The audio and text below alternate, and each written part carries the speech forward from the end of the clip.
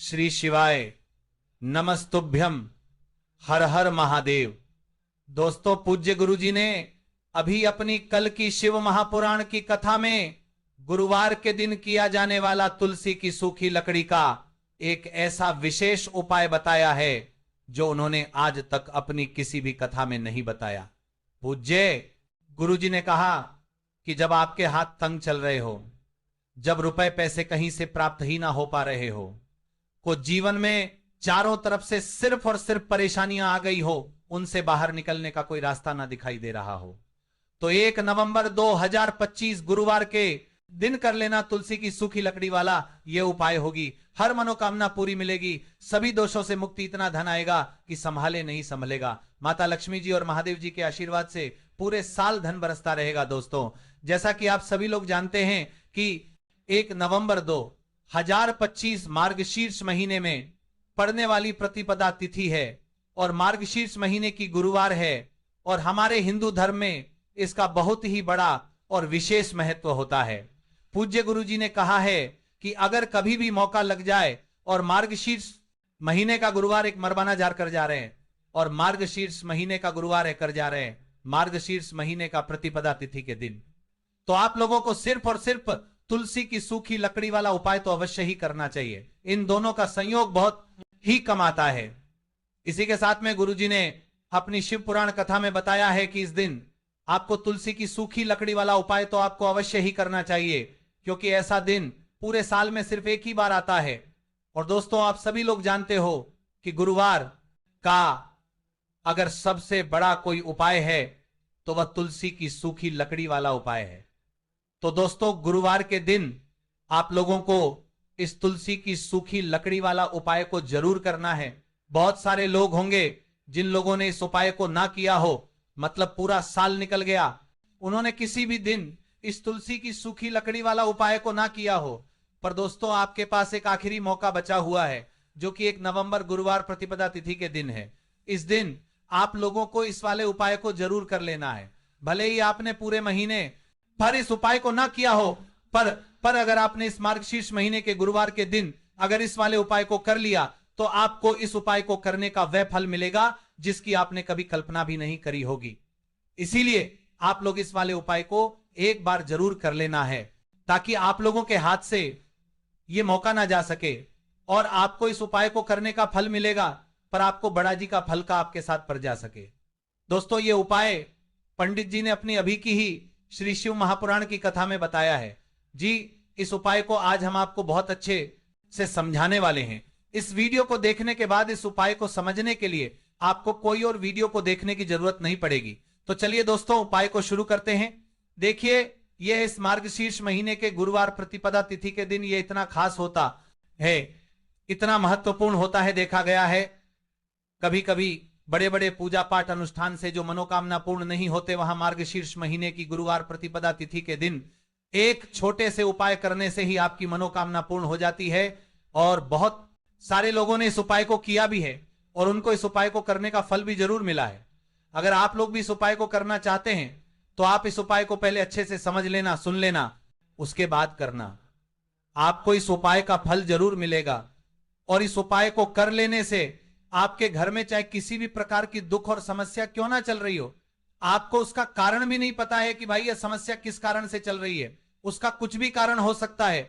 जैसे पितृदोष हो सकता है या किसी भी तरह का मंगल दोष भी हो सकता है।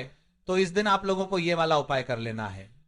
यह एक ऐसा उपाय है जिस उपाय ये को अगर किसी विशेष दिन पर किया जाए तो भाई उस विशेष दिन का जो है वो तो हमें मिलता ही मिलता है, पर हमने उस दिन पर इस उपाय को किया है तो हमें उससे भी बड़ा फल मिलता है, और फल बहुत जल्दी मिलता है, क्योंकि आप इस उपाय को बहुत ही बड़े और विशेष दिन पर कर रहे हो।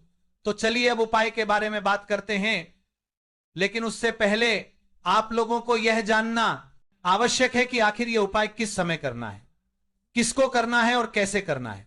तो चलिए हम आगे आपको वीडियो में एक एक करके बता देते हैं।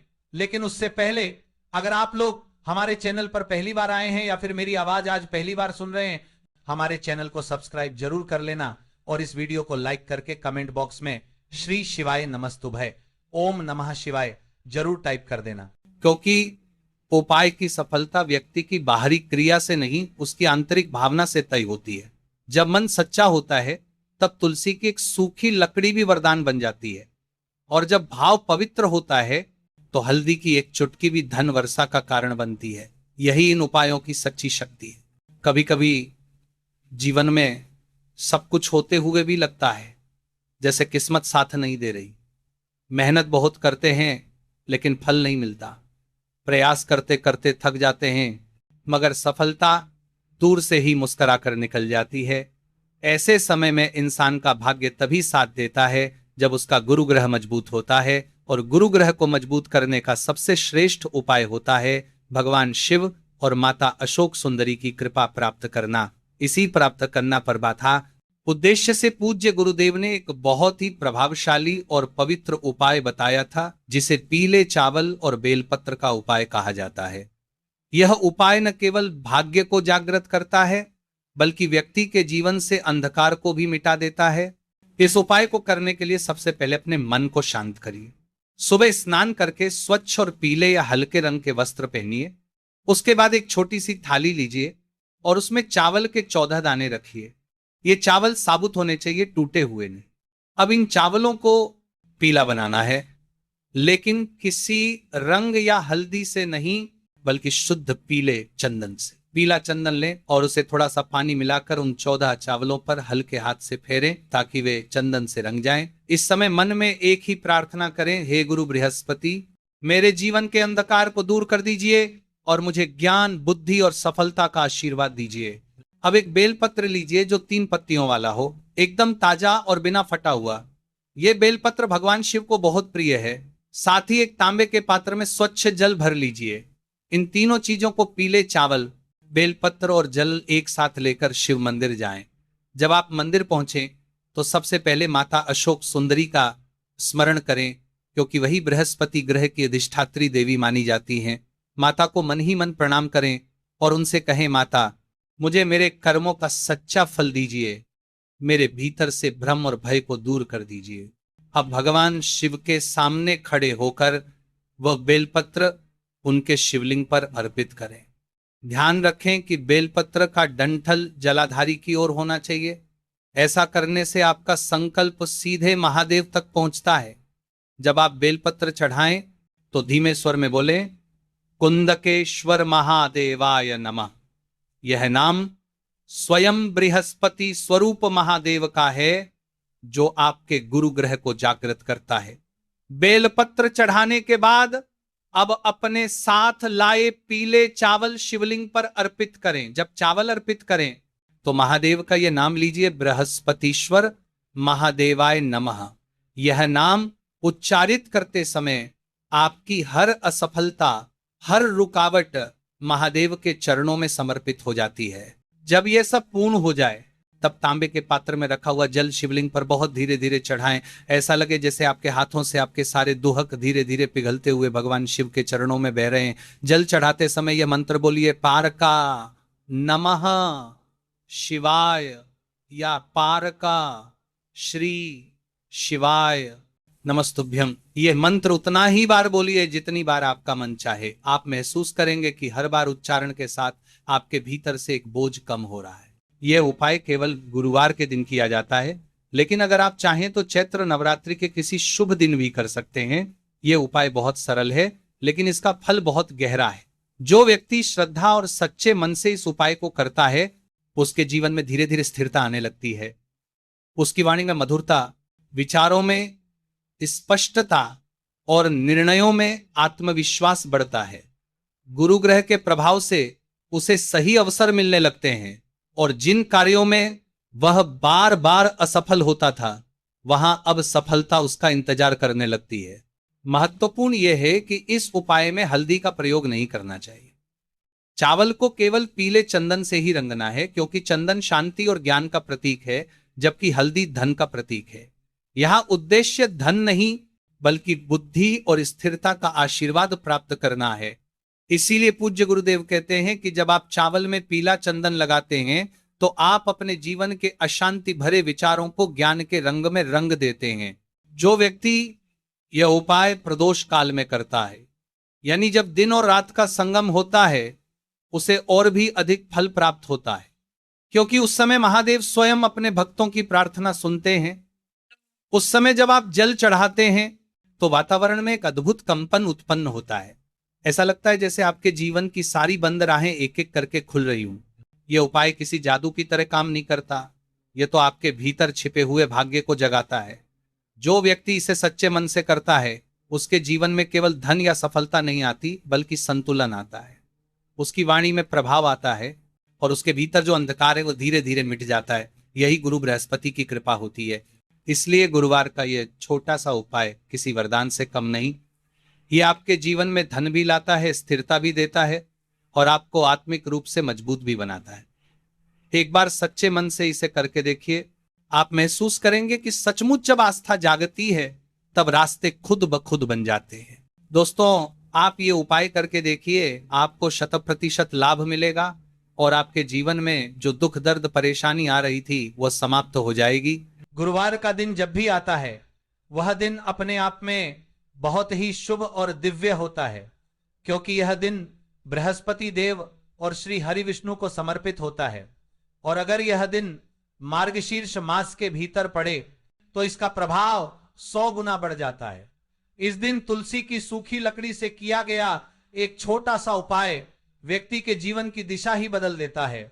यह उपाय किसी एक व्यक्ति के लिए नहीं, बल्कि पूरे परिवार के सुख, समृद्धि और धन संतोष के लिए किया जा सकता है।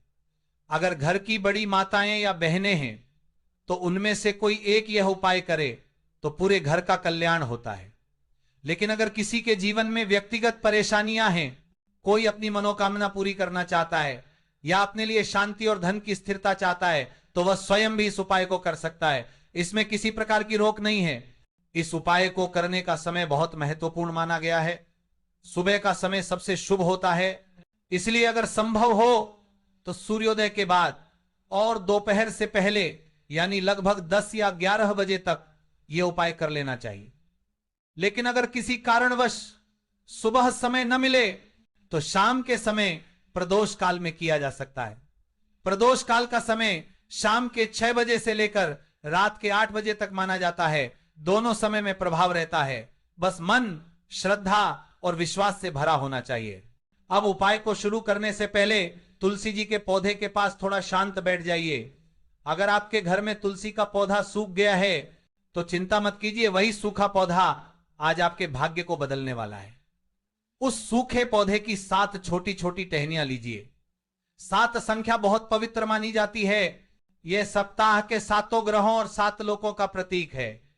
अब एक मौली धागा यानी लाल कलावा लीजिए और उन 7 सूखी टहनियों को एक साथ बांध लीजिए। बांधते हुए मन में एक ही भावना रखिए, हे श्री हरि, मेरे जीवन की उलझनों को सुलझा दो। अब उस तुलसी की सूखी लकड़ी पर रोली का तिलक लगाइए। अगर घर में चंदन हो तो थोड़ा सा चंदन भी लगा दीजिए, यह शुभता का प्रतीक है। इसके बाद उस तुलसी की सूखी लकड़ी को अपने घर के मंदिर में श्री हरि विष्णु के सामने रखिए। अब एक देसी घी का दीपक जलाइए, उसमें गोल बाती हो और दीपक जलाने से पहले उसमें एक चुटकी हल्दी डाल दीजिए। हल्दी श्री हरि विष्णु को बहुत प्रिय है। दीपक जलाकर विष्णु भगवान का स्मरण करें और मंत्र बोलें, नमो भगवते वासुदेवाय नमः। यह मंत्र आपको 11 बार बोलना है। हर बार ध्यान रखना है कि आपकी आवाज शांत हो, मन स्थिर हो और भाव सच्चे हो। जब आप ये मंत्र पूरा कर लें तब तुलसी की लकड़ी को थोड़ी देर वहीं रहने दें। अब उस तुलसी की लकड़ी को उठाकर लाल या पीले रंग के कपड़े में लपेट लीजिए। कपड़ा साफ होना चाहिए और श्रद्धा से बांधा जाना चाहिए। उस कपड़े की पोटली बनाइए और मौली धागे से बांध दीजिए। अब यह पोटली आपके घर के मुख्य द्वार की रक्षा करेगी। इसे घर के दरवाजे के अंदर की ओर टांग दीजिए, बाहर की ओर नहीं। टांगते समय मन में श्री हरि विष्णु और मां लक्ष्मी का ध्यान कीजिए और उनसे विनती कीजिए, हे विष्णु भगवान, हे धन की देवी मां लक्ष्मी, मेरे घर में सुख, समृद्धि और स्थिरता का वास करें। यही भाव आपका संकल्प बने। इसके बाद घर के मुख्य द्वार के बाहर दाहिनी तरफ एक 4 बाती वाला चौमुखी दीपक जलाइए और उसमें भी एक चुटकी हल्दी डाल दीजिए। यह दीपक बाहर से आने वाली हर नकारात्मक शक्ति को रोक देगा। यह पूरा उपाय जब श्रद्धा और नियम से किया जाता है तो घर में दरिद्रता का नामो निशान मिट जाता है, धन स्थिर होता है और सौभाग्य अपने आप घर में प्रवेश करता है। अब बात आती है दूसरे विशेष उपाय की, जो हल्दी और कमल गट्टे से जुड़ा है। यह उपाय उन लोगों के लिए है जिनके जीवन में आर्थिक संकट, कर्ज या लगातार रुकावटें बनी रहती हैं। यह उपाय भी गुरुवार या शनिवार के दिन किया जा सकता है। इसके लिए एक तांबे के पात्र में स्वच्छ जल भरिए, उस जल में 1 चुटकी हल्दी डालिए। अब उस पात्र में एक कमल घट्टा डालिए। जब आप हल्दी डालें तो मन ही मन मंत्र बोलिए, नमो भगवते वासुदेवाय। ये मंत्र 11 बार बोलिए। फिर जब आप कमल घट्टा डालें तो मंत्र बोलिए, श्री महालक्ष्मी नमः। यह भी 11 बार बोलिए। इसके बाद तुलसी जी के पौधे के पास जाइए और उस जल को श्रद्धा से तुलसी की जड़ में अर्पित कर दीजिए। जब आप जल चढ़ा रहे हो तब मन में यही भावना रखिए, हे श्री हरि, मेरे जीवन से कर्ज और दुर्भाग्य को दूर करें। मां लक्ष्मी कृपा करें कि मेरे घर में धन और शांति का वास हो। इसके बाद कमल गट्टे को वहीं तुलसी जी के पास रख दीजिए। उसे उठाइए मत, वो वहीं रहना चाहिए, क्योंकि वही अब आपकी मनोकामना का प्रतीक बन जाएगा। माना जाता है कि कमल गट्टा मां लक्ष्मी का आसन है और जब वो तुलसी के समीप रखा जाता है तो लक्ष्मी जी का वास स्थायी हो जाता है। अगर आप ये उपाय पूरे मन से करते हैं तो धीरे धीरे जीवन की रुकावटें हटती चली जाती हैं और धन का प्रवाह अपने आप बढ़ने लगता है। इन दोनों उपायों की सबसे बड़ी बात यह है कि इन्हें किसी दिखावे के लिए नहीं बल्कि सच्चे विश्वास से करना होता है। तुलसी और हल्दी दोनों ही तत्व ऐसे हैं जो सीधे भगवान विष्णु और मां लक्ष्मी से जुड़े हुए हैं। इसलिए जब आप श्रद्धा से इनका प्रयोग करते हैं तो यह उपाय केवल धन देने वाला नहीं होता, यह भाग्य बदलने वाला बन जाता है। जिस घर में तुलसी की सूखी लकड़ी का यह उपाय किया जाता है और साथ में कमल गट्टे वाला जल अर्पण किया जाता है, वहां नकारात्मकता समाप्त होती है, सुख बढ़ता है और धीरे धीरे व्यक्ति को आर्थिक और मानसिक शांति दोनों मिलती है। गुरुवार का दिन आने पर बस इतना ध्यान रखिए कि सुबह स्नान के बाद स्वच्छ कपड़े पहने, मन शांत रखें और इन उपायों को करते समय किसी से विवाद या कटु वचन न बोलें।